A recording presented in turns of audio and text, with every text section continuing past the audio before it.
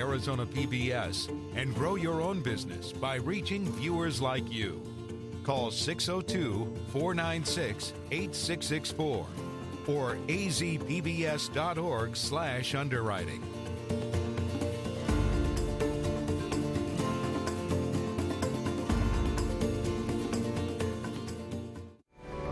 Coming up next on Arizona PBS, Life and World. Get the inside scoop on what's happening at Arizona PBS. Become an insider. You'll receive weekly updates on the most anticipated upcoming programs and events. Get the insider delivered to your email inbox. Visit azpbs.org to sign up today. Coming soon to Arizona PBS. Hi, I'm Amy Brenneman. My family and I are enthusiastic fans of public media. Public television and radio strengthen our democracy. They educate our children and empower us all to be lifelong learners. Each PBS and NPR station is a local nonprofit organization committed to the local community. Public media belongs to you and me. It's up to us to protect this essential national treasure. Information on how you can help is found at protectmypublicmedia.org.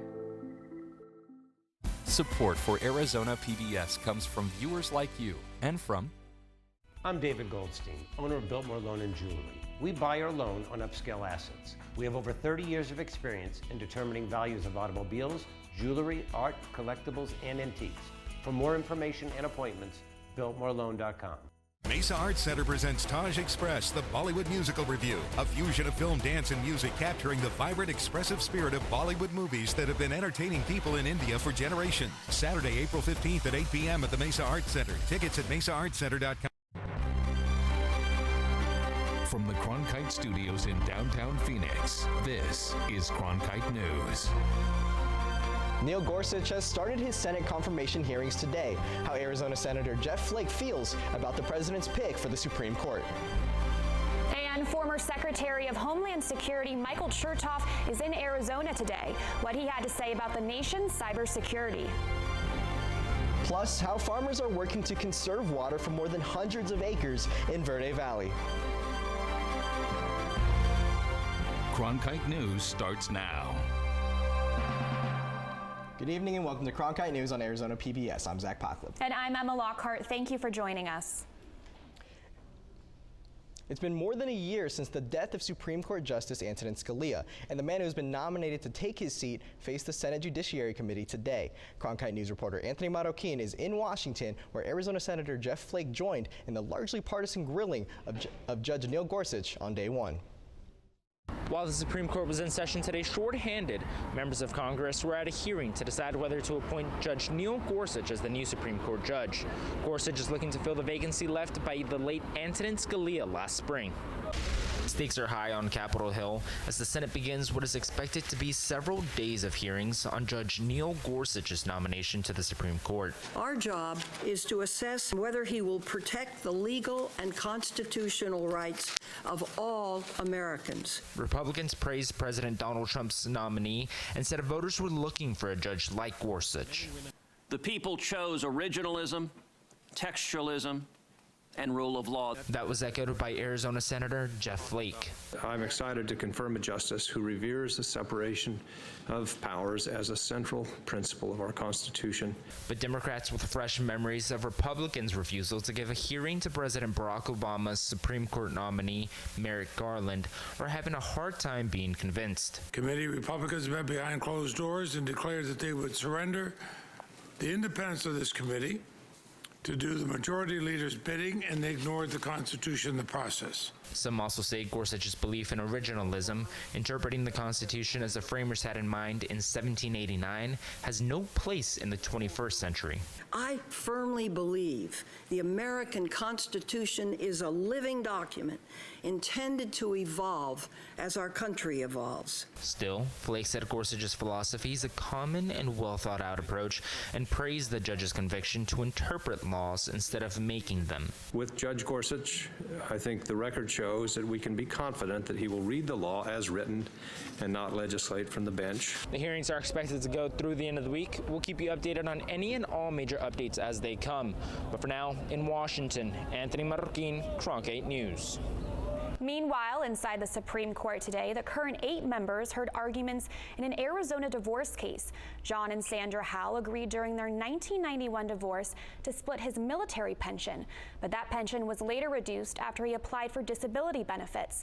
Arizona Supreme Court agreed that Sandra Howe should be reimbursed for the lost income, but John Howe took the case to the U.S. Supreme Court, which has ruled in earlier cases that disability benefits are off limits. Mrs. Howe's attorney says she deserves the money. She is in her 60s, her mid-60s, and she is disabled. And she does depend upon her Social Security and what is supposed to be her share of her ex-husband's retirement pay. But need doesn't really enter into the legal analysis here. It's a property question. Whether she needed the money or not, she's entitled to what he agreed to give her and what the court ordered him to give her. To read the full story on the Howe pension case, go to cronkitenews.azpbs.org. The U.S. Supreme Court is catching other Arizona attention today. The court refused to review a lower court's ruling that Tucson's election system for city council races is constitutional. The justices let stand the Ninth U.S. Circuit Court of Appeals ruling that the hybrid system used by Tucson doesn't violate the Constitution's commitment to one vote per person. Tucson is divided into wards, and the residents can only vote for candidates in their ward during primary elections. On Capitol Hill today, FBI Director James Comey testified that he has no information supporting President Donald Trump's wiretapping claims. At that same hearing, Comey confirmed to the House Intelligence Committee that the FBI is investigating Russia's possible meddling in the U.S. election and connections with the Trump campaign. I have been authorized by the Department of Justice to confirm that the FBI, as part of our counterintelligence mission, is investigating the Russian government's efforts to interfere in the 2016 presidential election. And that includes investigating the nature of any links between individuals associated with the Trump campaign and the Russian government. As for the testimony on foreign hacks and FBI surveillance played out on Capitol Hill, the former Secretary of Homeland Security was in the Valley today to discuss terrorism and cybersecurity. Reporter Joe Constantine is in the Cronkite control room with the details. Cameras and microphones are everywhere, and smart technology in televisions, phones, and personal tech are just adding to mass surveillance threats. These were just a few of the topics discussed today at the Buse Center for Law and Society. Homeland Security Department under President George W. Bush and co-authored the Patriot Act following the 9/11 attacks. He was just one of the speakers at today's open forum to discuss current methods of combating terrorism and cybersecurity threats. Chertoff says hacks are making headlines every day, and all Americans need to be aware of the balancing security with their personal privacy. I think all of us are somewhat surprised at how much of our personal data is out there, not just in the hands of the government, but frankly in the hands of the private sector. And I think maybe to a degree that most people don't appreciate that volume is growing exponentially. Chertoff said one of the best examples of surveillance going into your personal lives could be like a car insurance company providing a discount for an uplink in your car that could be tracking your driving habits. Another one is a fitness band on your wrist that could track huge amounts of data and give them to your insurance company as well as your employer. This is where transparency and trust need to reconcile. In the control room, Joe Constantine, Cronkite News. The rise of prescription drug abuse is sweeping the nation. And one city is taking major steps in combating the epidemic. Coming up on Cronkite News, what a task force in Southern California is doing to crack down on the abuse of powerful painkillers.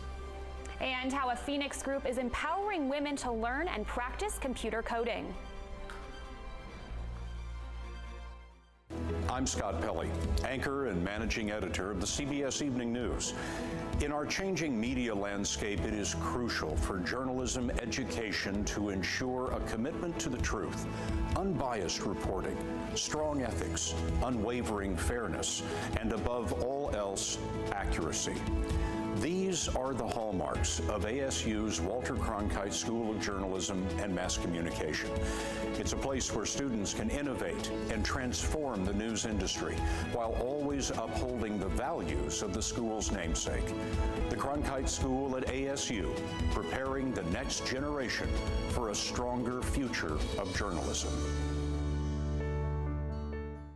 Discover so much more at azpbs.org/schedule, where it's easier than ever to find out what's on Arizona PBS. Access interactive digital and printable program guides, repeat times, and full episode descriptions. Watch program previews of best bets for the coming week. Search by title to find your favorite shows. You can even add programs to your calendar and get email reminders when they're about to start. It's easier than ever to find out what's on Arizona PBS. Discover so much more at azpbs.org/schedule. When you want to be more connected, friend us on Facebook, follow us on Twitter, watch us online.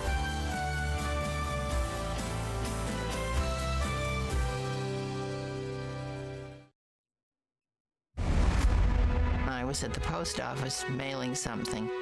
I asked the clerk, "How do they let you know if your son is wounded?" It was very hard for me to form those words, but I just felt, I've got to know. I just felt so suspended in space and anxiety. And the man said, "Now, don't worry. They'll tell you."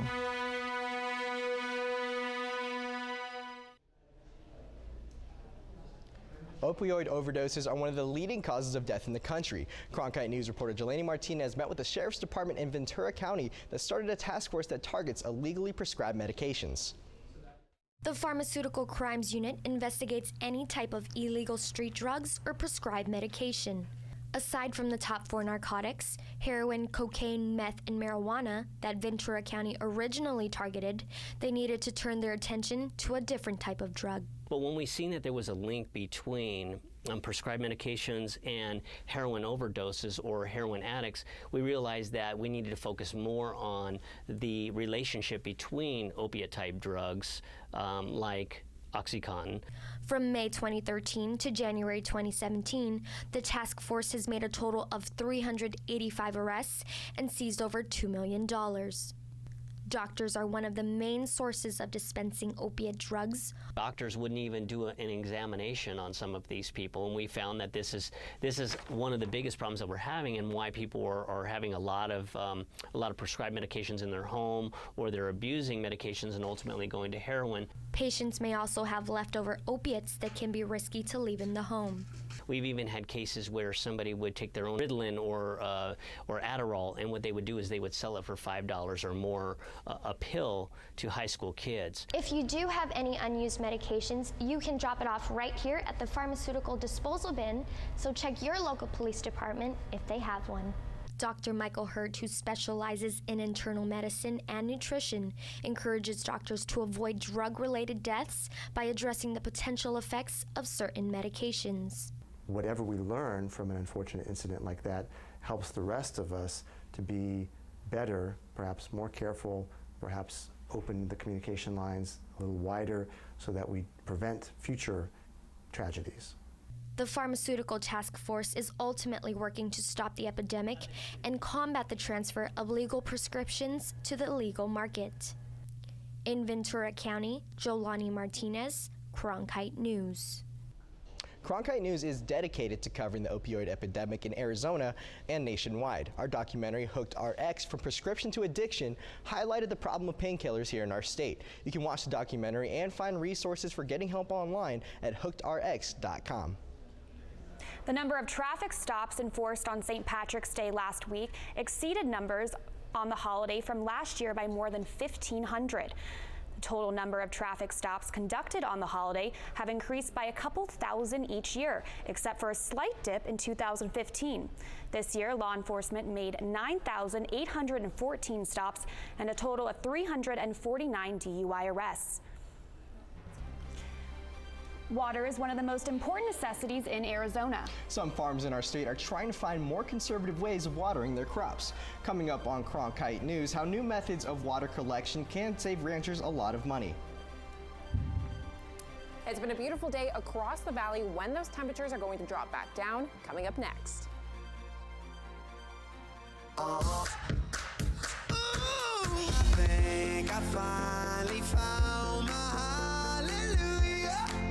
I've been waiting for this moment all my life now. All my dreams are coming true, yeah. I've been waiting for this moment. It's good to be alive right about now.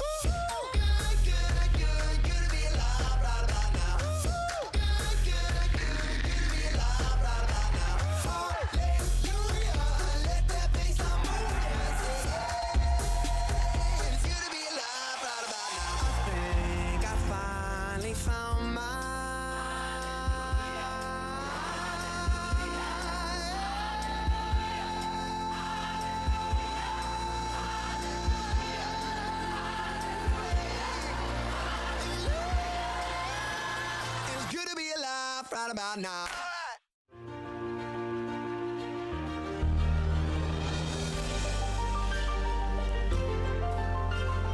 Officially from 36, and he hooks it in. Arizona State wins. Keeping one deep, and it is caught. Jalen Strong. Do you believe it?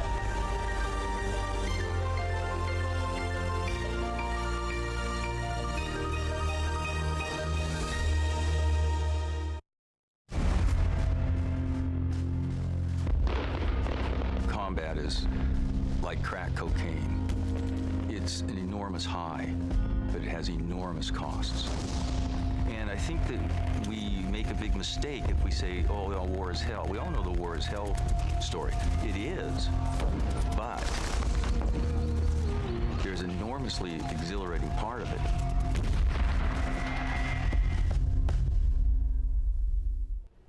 According to the U.S. Bureau of Labor Statistics, 73% of the coding field is comprised of men.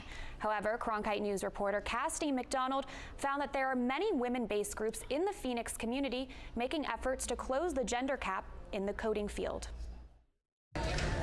Seeing a group of women who catch up once a week over coffee is nothing out of the norm. But at Changing Hands Bookstore in Central Phoenix, there is only one requirement to becoming a part of this caffeinated group: have an interest in coding. What I'm trying to do is a weekly code and coffee. The Women Who Code Weekly Meetup runs through a partnership with the national nonprofit Girl Development Program.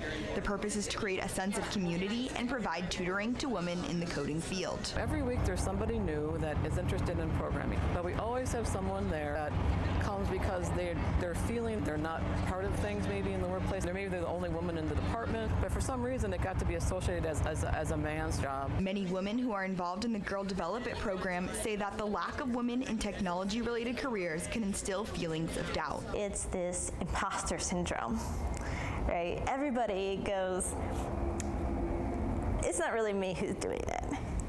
I can't really do this. So I tell them, I say, you know what you need to do is you need to get inside your head somehow. Figure out how to get inside your head and tell yourself that it's okay. According to the U.S. Department of Labor Statistics, women hold only 26% of the approximately 4 million computing-related occupations in the U.S. I'm outside of ASU's School of Computing, Informatics, and Decision System Engineering, where an ASU coding professor told me that only 10 to 20% of all students in her class are women. See a lot of female students succeed in our program, and actually top students tend to be female students too. However, in order to encourage more female students to pursue computing careers, she feels that women need more exposure to the field. They don't get exposed to this kind of concepts early on, so they feel a little bit intimidating when they come to colleges. Pond says that the program helps empower women to show them that they can become coders. 2 years ago, I was doing girl development classes, and now I'm a developer. If we can empower women in technology, then they're going to empower other women. And it's just going to be this kind of flow into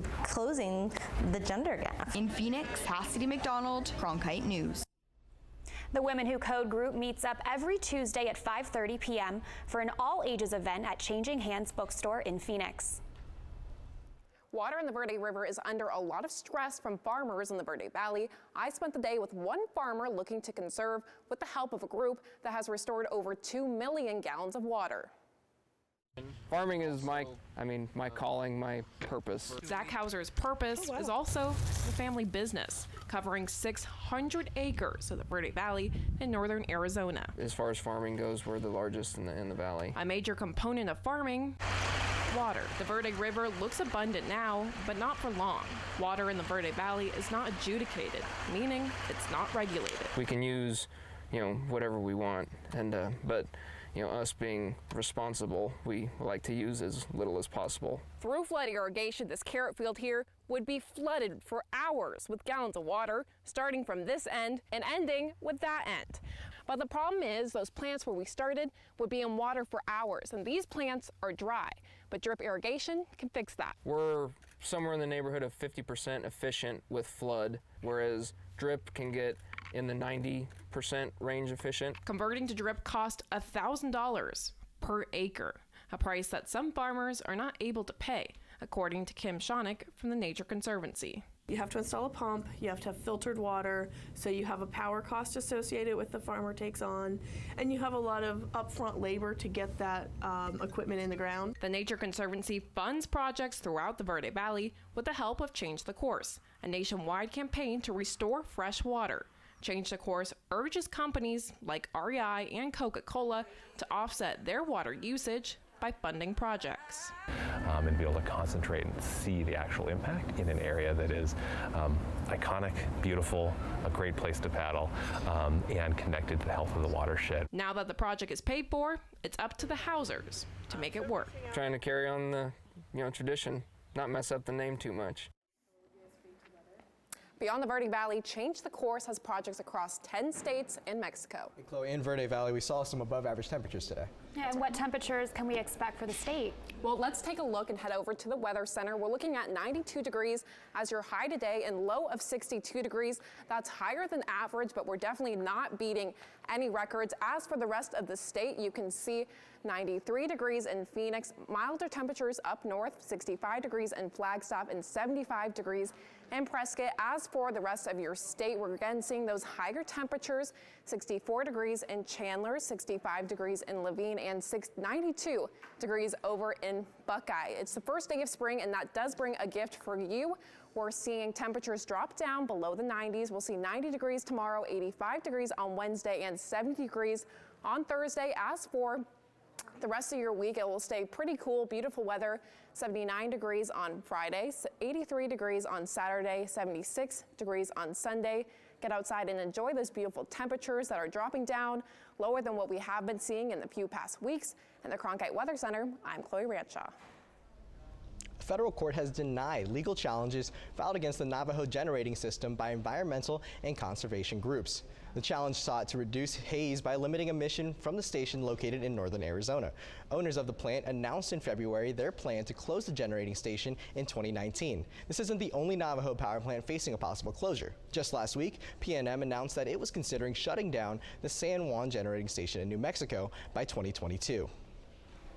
Those who are hearing impaired often have trouble communicating to others in everyday life. But one technology is helping mend those language barriers. Coming up on Cronkite News, how tablets are being used to bridge gaps between languages.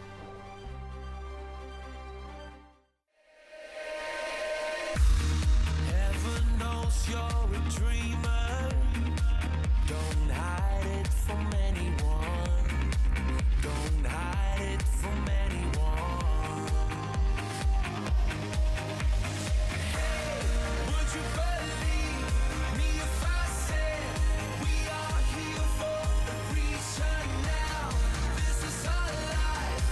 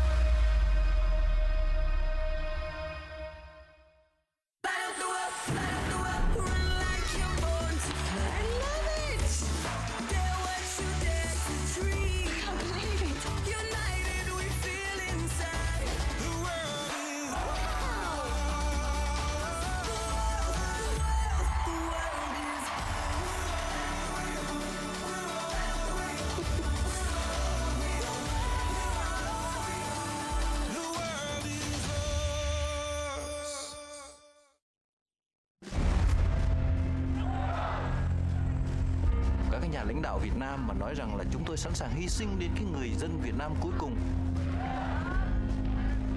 Thực sự mà nói thì người dân không biết được, miền Bắc không có thể ý thức một cách đầy đủ rằng đằng sau những cái tuyên bố mà cao cả đấy là sự hy sinh của chính họ.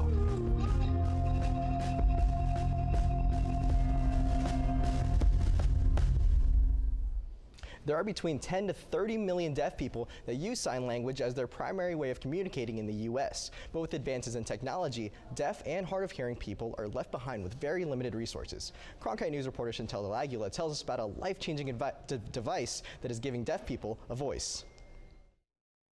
With so many new things happening, it has helped us to become more familiar and more easily accessible and being like a normal person. For more than 29 years, the company Language People has provided software for the deaf to communicate. While helpful, deaf people like Greg Brooks still struggled. But the actor describes the new Connect tablet software as a game changer. In the past, I'd go to a person and I'd have to write with them and then write back and forth, hand gestures, and I wouldn't understand what they're saying. They'd write back, and now I just a push of a button, hello, here I am, and converse back and forth. This simple device connects to Wi-Fi, and within minutes, a virtual interpreter who knows sign language and 150 different foreign tongues appears on screen. So a resident or a visitor could use these services coming to City Hall or going to one of our libraries for a whole bunch of different things. The City of Newport Beach and Language People partnered to provide 7 devices so residents and visitors have an easier way to communicate. Half of the deaf population has a reading level of 3rd grade or less, which can make it difficult to do everyday activities. This virtual conversation is similar to Skyping, but instead of a call between 2 people, it goes directly to a sign language interpreter. America needs to know that this software has saved lives for deaf people. The city and company look forward to adding more devices in other locations across Newport in the years ahead. In Newport Beach, Chantel Delagula, Cronkite News. While the tablet is exclusively in Newport, there's a free app anyone can use for visual translation right on their smartphone. The app can be found in the App Store under LP Connect. Cronkite News is proud to be the news division of Arizona PBS. Here's what's coming up on Arizona Horizon and PBS NewsHour. On the next Arizona Horizon, we'll talk about the ramifications of continued White House attacks on the judiciary.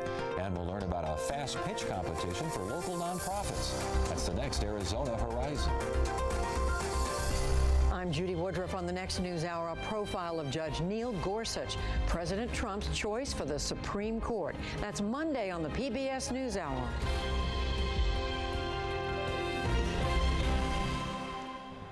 That's it for Cronkite News tonight. Thanks for joining us. For top Arizona stories anytime, go to cronkitenews.azpbs.org.